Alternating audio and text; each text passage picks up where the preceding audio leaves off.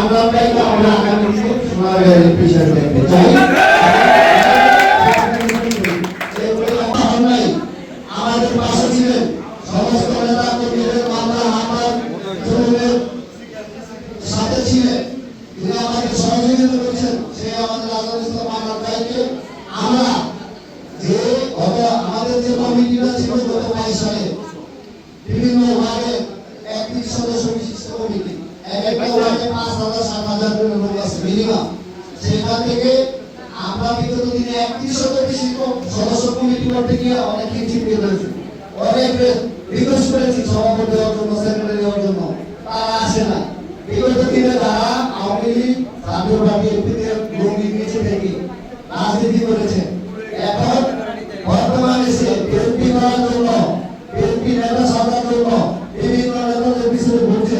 তাদের রাজনীতি আমরা করতে চাই। আমরা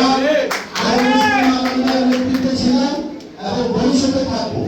এখানে আমরা মান্নান ভাই এবং সোনারের আমাদের ভাগ্যবান যে সোনারের সাথে সিদ্ধ করতে 10টা বার আমাদের সাথে একত্রিত করেছেন। সেখানে আমাদের জেলা বিএনপির সংগ্রামী আহ্বায়ক জনাব মাহমুদ ভাই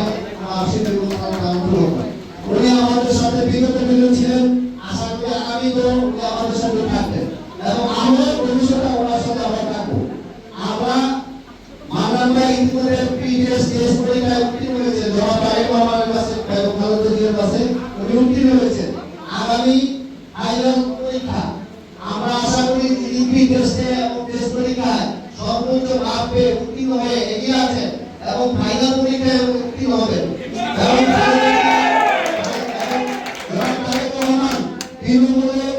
এই মান্নান ভাইয়ের মতো বেগি নেতাকে কোনোদিনও আমি আশা করি এটা ওনাকে কোনোদিনও তুচ্ছ তাচ্ছিল্য করবেন না।